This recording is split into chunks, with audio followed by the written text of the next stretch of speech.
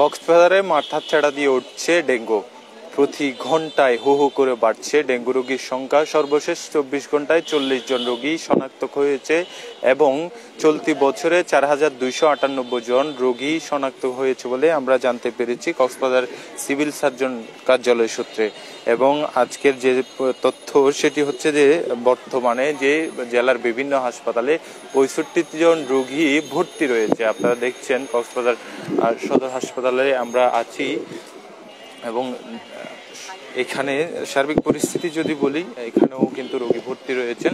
65 রোগী জেলার বিভিন্ন হাসপাতালে ভর্তি রয়েছেন। আমরা সেই বিষয়টি জানতে পেরেছি জেলা সিভিল সার্জন সূত্রে, আমরা সেই বিষয়টি জানতে পেরেছি। এবং আরও যেসব বিষয় আমরা যদি আপনাদের জানাই, জুলাই মাসে 965 জন রোগী শনাক্ত হয়েছে, তার মধ্যে বাংলাদেশি 485 জন এবং রোহিঙ্গা 480 জন। এছাড়াও 2 জন রোহিঙ্গা রোগীর মৃত্যু হয়েছে জেলায় গত জুলাই মাসে। আমরা সেই বিষয়টি লক্ষ্য জেনেছি জেলা সিভিল সার্জন সূত্রের কার্যালয়ে।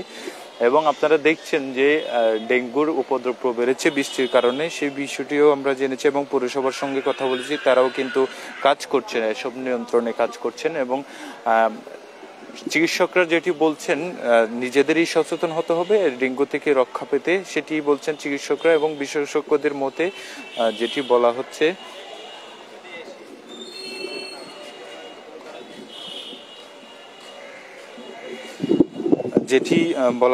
সরকারি পরিসংখ্যান যেটি বলছে কতটা অগ্রসরী চেহারা রয়েছে এবারে ডেঙ্গু।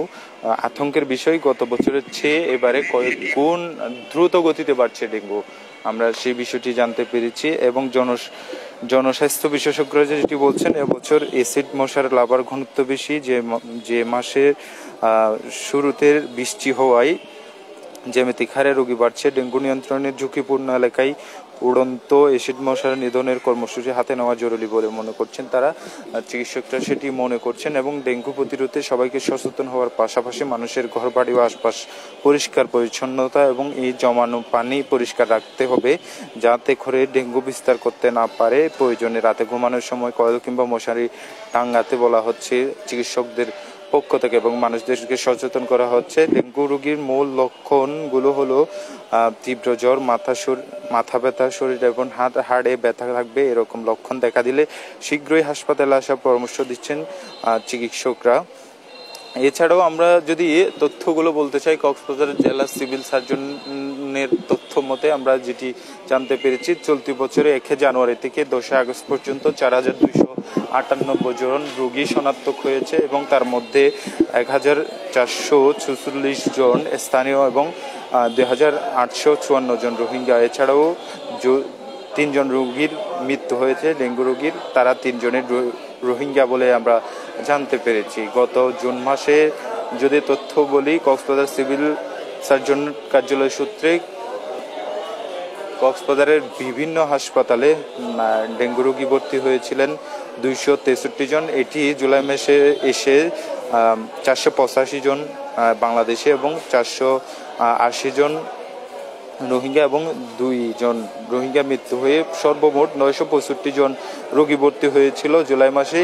এবং আগস্ট মাসের গেল 24 ঘন্টা সহ 316 জন রোগী ইতিমধ্যে শনাক্ত হয়েছে বলে আমরা জানতে পেরেছি। আমরা কক্সবাজার সদর হাসপাতালে এসেছি এবং এইখানকাও কিন্তু ডেঙ্গু রোগী ভর্তি রয়েছেন এবং জেলার বিভিন্ন হাসপাতালে ভর্তি রয়েছেন বলে আমরা জানতে পেরেছি। এবং আজকের যে 24 ঘন্টা এবং এই মাসের যে তথ্যটি, সেটি শুধু সরকারি হাসপাতালগুলোতেই 316 জন ভর্তি রয়েছেন ডেঙ্গু রোগী, আমরা সেই বিষয়টি জানতে পেরেছি। ডেঙ্গু প্রতিরোধে আসলে এই সবাইকে সচেতন হওয়া উচিত বলে করছেন চিকিৎসকরা।